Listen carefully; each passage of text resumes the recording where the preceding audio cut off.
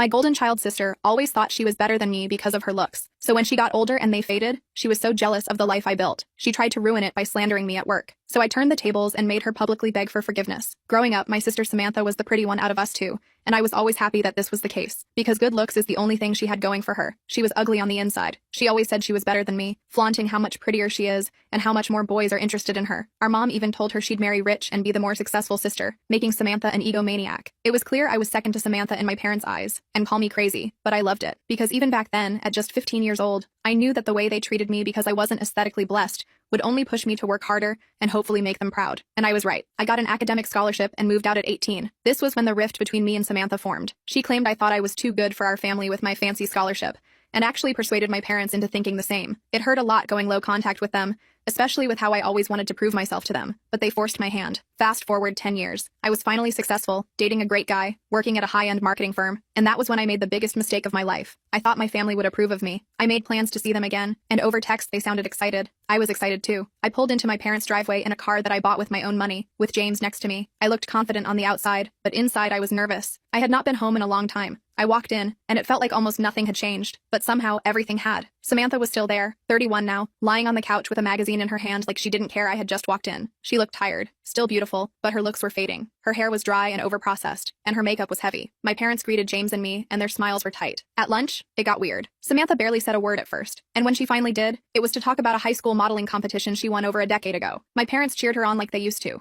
By evening, the energy in the house was awful. Samantha kept throwing digs at me, flat out telling me, "I'm still prettier than you, and that's all that matters." She brought up how I once tripped during a school recital, and the whole room laughed at me. My parents chuckled along awkwardly. James kept giving me reassuring touches under the table. My patience was thinning. Later that night, I found Samantha alone in the kitchen. She was standing by the window, staring at her reflection, almost tearing up. I took a deep breath and did something I had been thinking about since I decided to come home. I offered her a job. I told her that my firm had a new marketing division opening, and I had pulled some strings to create a spot that I thought she would be perfect for. It came with a place to live, classes to help her sharpen her skills, and real chances to build a career. I said it gently. I made sure she knew it was coming from a place of wanting her to have something better. At first, she just blinked at me. I thought maybe she was shocked. Maybe she would cry. Maybe she would hug me. But then her face changed. She looked furious. "You think you're better than me?" she yelled. I was taken aback. That's when she started. She said I was still the awkward, forgettable, ugly sister underneath it all. She said James would leave me the second someone prettier came along. Her voice shook from rage. Deep down I wanted to, but for the first time in my life, I did not back down. I told her calmly that she had every opportunity handed to her on a silver platter, and she had wasted it. I said she spent her life relying on her looks. I said that if she was lonely and struggling now, it was not because the world was unfair. It was because she had never bothered to invest in anything that would last longer than her beauty. I could feel the air go dead around us. I could see her chest heaving, her hands clenched into fists. When I finished, I noticed my parents standing in the doorway. They had heard everything. My mom's face was white. My dad looked like someone had punched him in the gut. James was standing behind them, and when our eyes met, I saw nothing but pride in his face. Samantha stormed off, slamming her bedroom door so hard the whole house shook. I heard stuff crashing against the walls. I half expected my mom to go after her, the way she always used to, but she just stood there frozen, torn in a way I had never seen before. My dad stared at me like he was seeing me clearly for the first time, and maybe hating himself a little for how long it had taken. James and I packed our bags and left shortly after,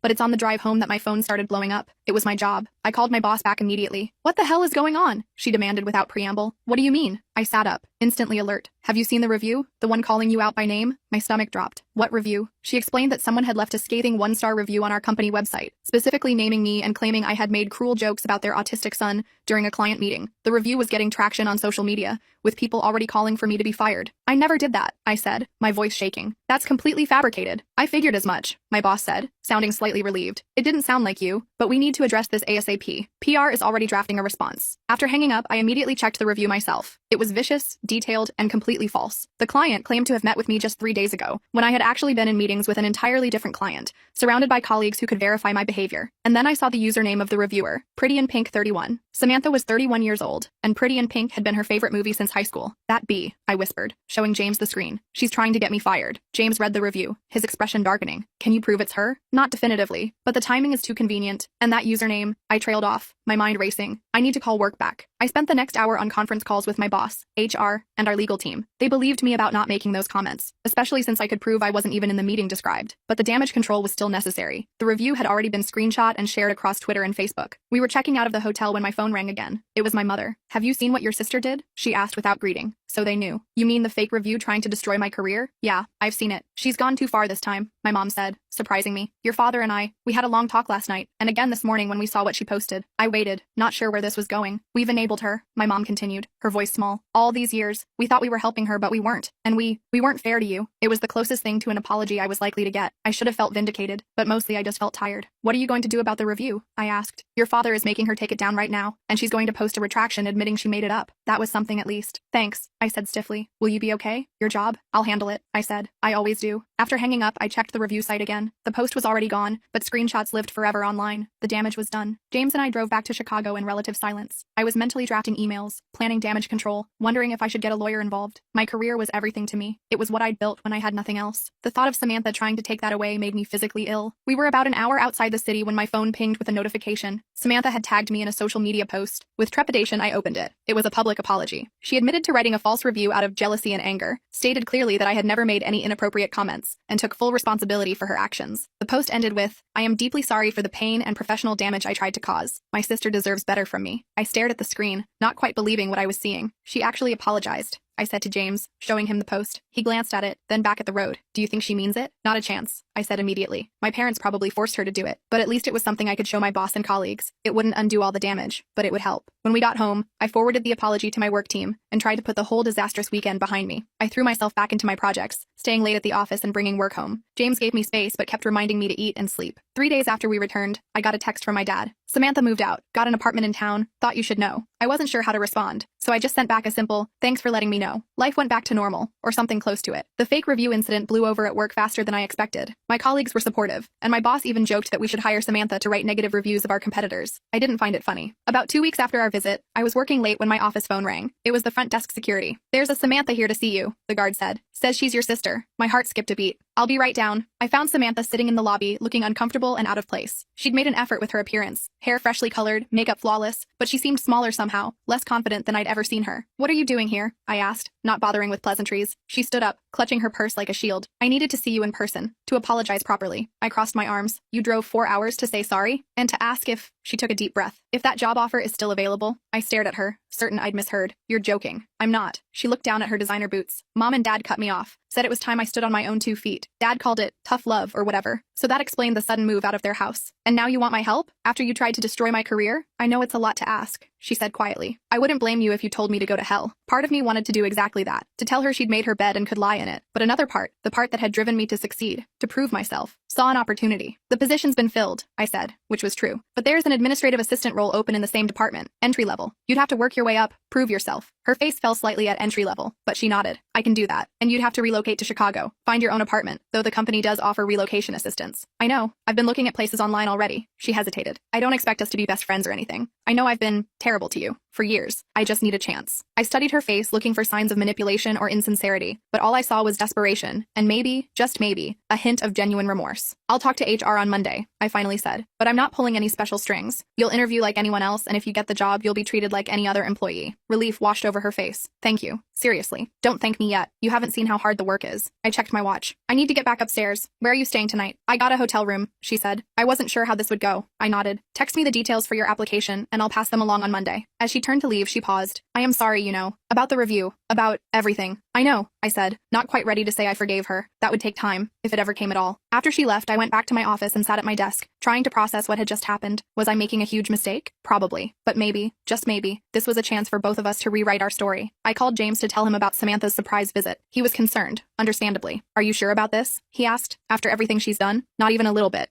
I admitted, but I'm going to give her the chance to prove me wrong. The next few weeks were a whirlwind. Samantha interviewed for the position and actually impressed the hiring manager with her social media knowledge. She found a small studio apartment in a decent neighborhood and moved to Chicago with 2 suitcases and a box of beauty products. We kept our distance at work, both of us aware of how inappropriate it would be to bring our family drama into the office. I made sure she wasn't assigned to any of my projects to avoid any appearance of favoritism or conflict. But we did meet for coffee occasionally, awkward affairs where we struggled to find common ground after decades of animosity. She seemed genuinely committed to the job, staying late to learn new skills and volunteering for extra projects. One evening, about a month after she started, she texted me asking if we could meet for dinner. I suggested a casual place near my apartment, and she agreed. When I arrived, she was already there, nursing a glass of wine and looking nervous. I slid into the booth across from her. Everything okay? I asked, ordering my own drink from the passing server. Mom called, she said. They want to visit, both of us, here in Chicago. I tensed. When? Next month. Dad has a business thing nearby and they thought they'd make a weekend of it. She twisted her napkin in her hands. I told them I'd ask you first. The old Samantha would have just told them yes without consulting me. This small consideration felt significant. I'll think about it, I said honestly. She nodded, accepting this without argument. Another change. How's the job going? I asked, changing the subject. It's harder than I expected, she admitted. But I like it. The people are nice, except for Richard in accounting. He's kind of a dick. I laughed despite myself. Everyone thinks that about Richard. Does he always stare at women like they're meat? Unfortunately, yes. HR has a file on him a mile thick, but his uncle is on the board, so I shrugged. Typical, she muttered, then looked up at me. How do you do it? Work so hard all the time? I'm exhausted after 8 hours, but you're always there before me and still there when I leave. It was the first time she'd ever asked me something like that, something that acknowledged my work ethic as real and substantial. I don't know, I said honestly. It's just what I've always done.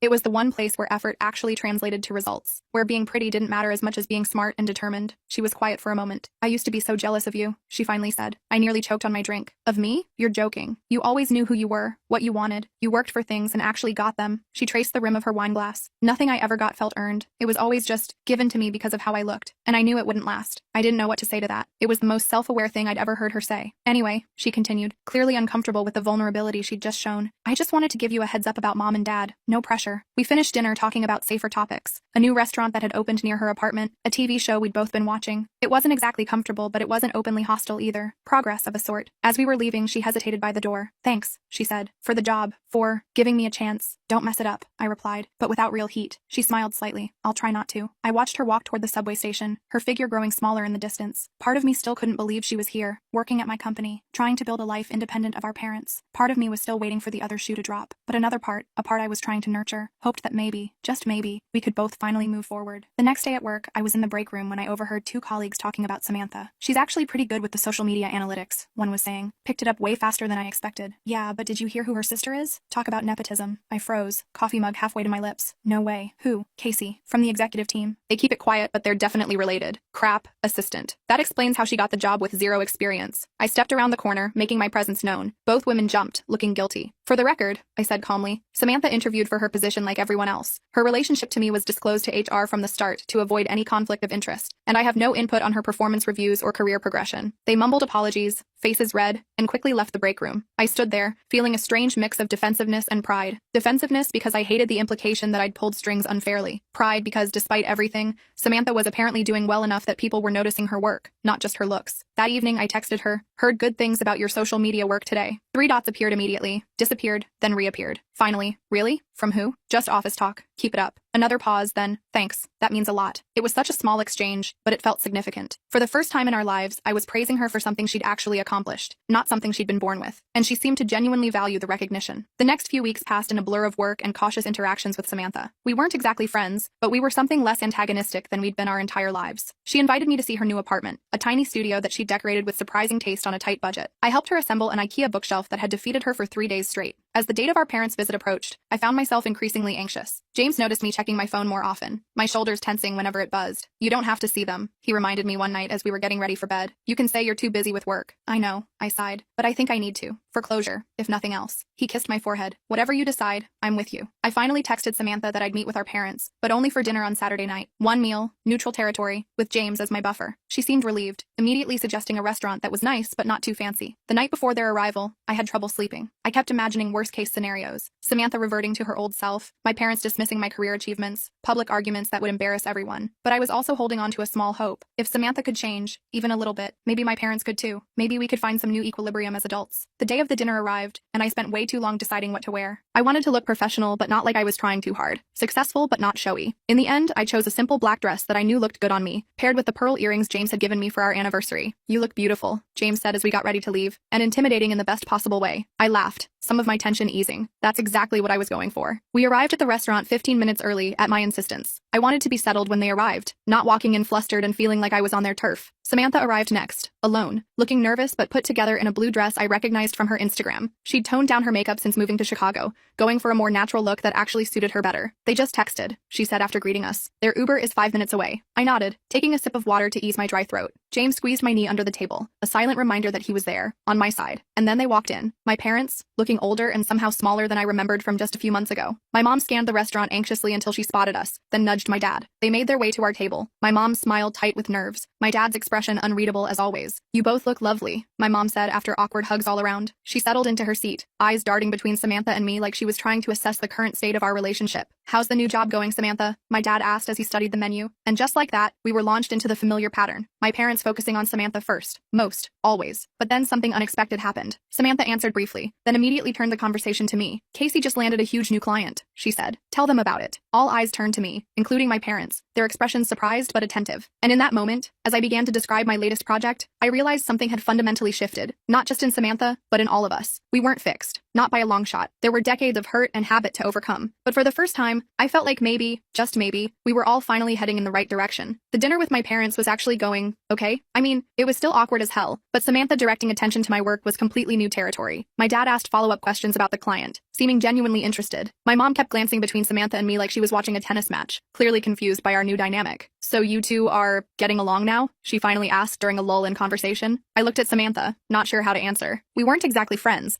but we weren't actively trying to destroy each other anymore either. We're working on it, Samantha said before I could respond. Casey's been really helpful with the transition to Chicago. My mom nodded slowly. That's good. We were worried when you both stopped calling for a while after that weekend. James, bless him, jumped in to change the subject. How's the neighborhood back home? Any new developments? The rest of dinner went surprisingly smoothly. My dad talked about his golf game. My mom showed pictures of her garden, and we all carefully avoided mentioning the fake review incident or our blowout fight. It wasn't perfect, but it was civil. Progress, I guess. When the check came, my dad insisted on paying. My girls are both working in the big city now. Let me treat you. The old me would have argued, wanting to prove I could pay my own way, but I saw something in his eyes, a genuine desire to do this small thing, so I just thanked him instead. Outside the restaurant, my mom hugged me tightly. We're proud of you, she whispered. I know we don't say it enough. I stiffened, not expecting this. Thanks, Mom. Both of you, she added, pulling back to include Samantha in her gaze. You're both doing so well. My dad nodded awkwardly beside her. What she said. It wasn't exactly a hallmark moment, but it felt honest. We said our goodbyes with promises to talk more often, and James and I headed home while Samantha took our parents to see her new apartment. That wasn't a complete disaster, James said as we walked to our car. I laughed. High praise indeed. No, seriously. They seemed different. Less focused on Samantha, more interested in you. Yeah, I agreed. It's weird. Good weird? I thought about it. I'm not sure yet. The next morning, Samantha texted me. They stayed for like 20 minutes, then went back to their hotel. Dad said my place was cozy, which I think is code for tiny. I snorted, typing back. At least they showed up. Baby steps. Thanks for coming last night. It meant a lot to them. I stared at that message for a while. Not, it meant a lot to me, but to them. Samantha was still keeping her emotional cards close to her chest. Fair enough. So was I. Life went back to normal after my parents left. Work kept me busy, and James and I started looking at houses in the suburbs, thinking about the next step. Samantha seemed to be settling into her job, and we maintained our cautious occasional meetups for coffee or quick lunches. Then one Tuesday morning, about 2 months after our parents' visit, all hell broke loose at work. I was in an early meeting when my phone started blowing up with notifications. I ignored it until we took a break, then checked to find multiple missed calls from Samantha and several urgent texts. Call me ASAP. It's about Richard. I think I'm about to get fired. I stepped out of the meeting room and called her immediately. What happened? I asked as soon as she picked up. Richard cornered me in the copy room, she said, her voice shaking. He put his hands on me. I pushed him off and he's telling everyone I came on to him and then freaked out when he rejected me. My blood ran cold. Where are you now? Bathroom on the 3rd floor. HR wants to see both of us at 11. Stay there. I'm coming down. I found her sitting on the floor of the handicap stall, mascara smudged under her eyes. When she saw me, she stood up quickly, trying to compose herself. I didn't do anything wrong, she said immediately. I swear. I believe you, I told her, and I realized I actually did. The old Samantha might have lied or manipulated a situation, but this Samantha, the one who'd been working her ass off for months, I trusted her. He's been making comments for weeks, she continued, wiping under her eyes. I tried to ignore it. I didn't want to be the new girl causing problems. Did anyone see what happened? She shook her head. Just his word against mine, and he's been here for years. I helped her clean up her makeup and walked with her to the HR meeting. Mary from HR looked surprised to see me. Casey, this is a private meeting, she said. I'm here as a colleague, not as Samantha's sister, I said firmly. And I have some relevant information about Richard's history of inappropriate behavior. Mary hesitated, then nodded. Fine, but keep it professional. Richard arrived a few minutes later, looking smug until he saw me sitting there. His expression faltered slightly. What's she doing here? He demanded. Providing context, Mary said. Now, I understand there was an incident this morning. Richard launched into his version of events, claiming Samantha had been flirting with him for weeks and had cornered him in the copy room, becoming aggressive when he turned her down. It was such obvious bullcrap I had to dig my nails into my palms to keep from interrupting. When it was Samantha's turn, she told her story calmly and clearly. No dramatics, no accusations, just facts. I was impressed by her composure. And Casey, you said you have additional information? Mary prompted when Samantha finished. I nodded. Richard has a history of making female employees uncomfortable. I've personally witnessed him making inappropriate comments to at least 3 women in the past year. I've also heard from multiple colleagues about similar experiences. Richard's face turned red. That's a lie. She's just backing up her sister. Actually, I continued, pulling out my phone, I have emails from Jessica in design, Alex in marketing, and Jamie in accounts, all describing similar behavior from Richard. I've forwarded them to you, Mary. Mary checked her email, her expression growing more serious as she read. I see. Richard, I think we need to continue this conversation privately. Samantha, you're free to go for now. We'll be in touch. Outside the HR office, Samantha let out a shaky breath. How did you have those emails ready? I didn't, I admitted. I've just been collecting complaints about Richard for months, hoping to build enough of a case that HR would finally do something. Your situation just forced the issue. She stared at me. You put your reputation on the line for me. I shrugged, uncomfortable with her intensity. It was the right thing to do. Thank you, she said simply. I nodded, not sure what else to say. Take the rest of the day off if you need to. I'll cover for you. No, she said firmly. I'm not hiding. I didn't do anything wrong. I respected that. Okay, but text me if you need anything. 2 days later, Richard was escorted out of the building by security, carrying a box of his belongings. The office grapevine went wild with speculation, but HR kept the official details quiet. Samantha held her head high, ignoring the whispers and getting on with her work. That weekend, she invited me over to her apartment for dinner. It was the first time she'd cooked for me, ever, I think. The pasta was slightly overcooked and the sauce was from a jar, but the effort meant something. I've been thinking a lot about what happened, she said as we ate, about why I didn't report Richard sooner. I waited, letting her gather her thoughts. My whole life, I've used my looks to get what I want, she continued. It usually worked, but it also meant I never developed other skills, like standing up for myself in a professional way, or knowing my own worth beyond my appearance. I nodded, understanding exactly what she meant. When Richard started with the comments, part of me thought that's just how things work. Men notice me, I use it to my advantage, but for the first time, I didn't want that to be the dynamic. I wanted to be taken seriously for my work. You are being taken seriously, I told her. Your performance reviews have been excellent. She looked surprised. You checked? I asked David in HR, not for details, just a general sense. He said you're exceeding expectations. A small, genuine smile spread across her face. Really? Really? And it has nothing to do with being my sister or being pretty. It's because you're good at the job. She was quiet for a moment. I never thought I could be good at anything real. Well, now you know. After dinner, we ended up on her tiny balcony with glasses of wine,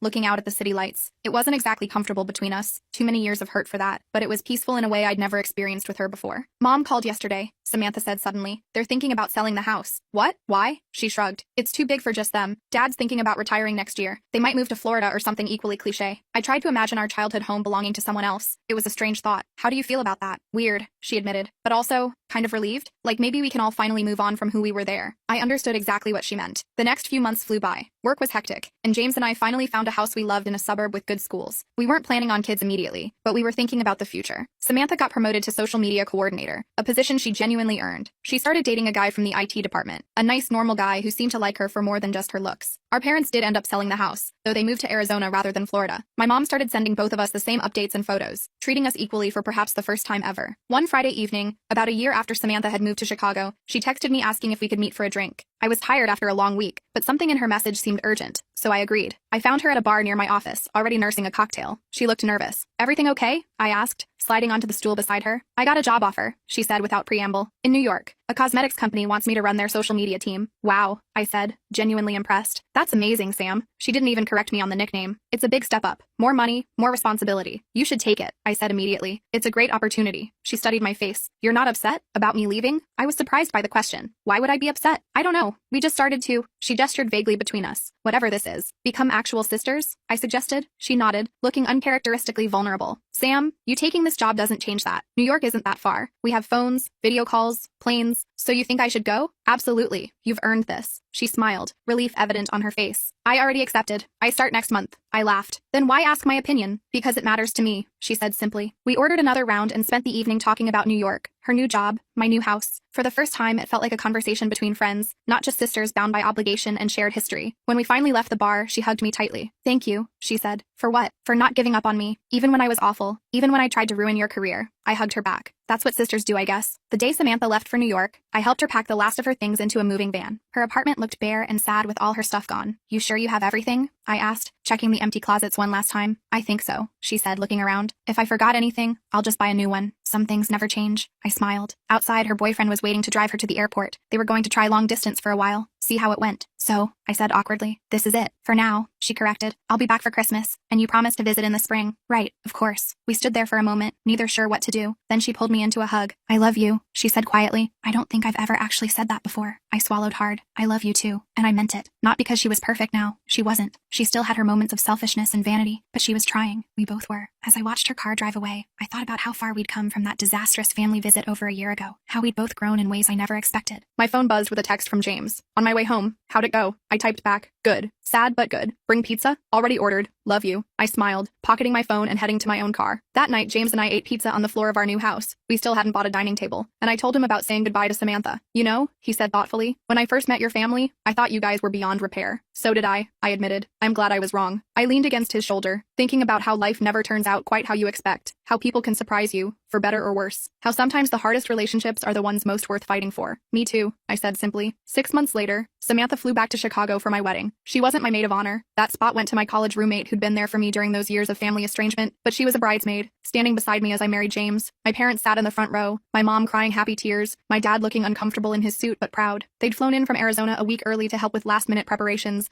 and for once, they'd been more helpful than stressful. At the reception, Samantha gave a toast that made me tear up. No backhanded compliments, no making it about herself, just genuine words about how much she admired me and how happy she was for James and me. Later, as James and I swayed on the dance floor, I caught sight of Samantha chatting with one of his cousins, laughing at something he said. She looked happy, confident in a way that came from something deeper than just her appearance. Penny for your thoughts? James murmured in my ear. I smiled up at him, just thinking about how sometimes things work out okay in the end. Not perfect, not fairy tale happy ever after, just okay. And honestly, after everything, okay felt pretty damn good.